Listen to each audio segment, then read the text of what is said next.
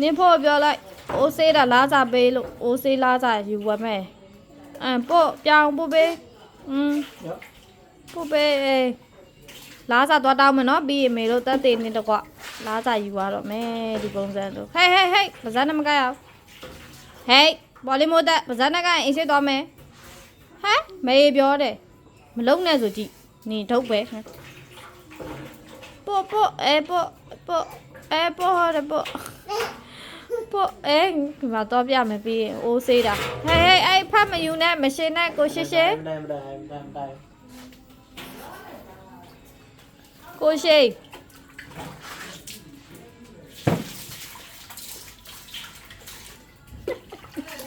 အေးလို့လားဆိုင်နေဟေးရှောင်းမဆုံးနဲ့လေ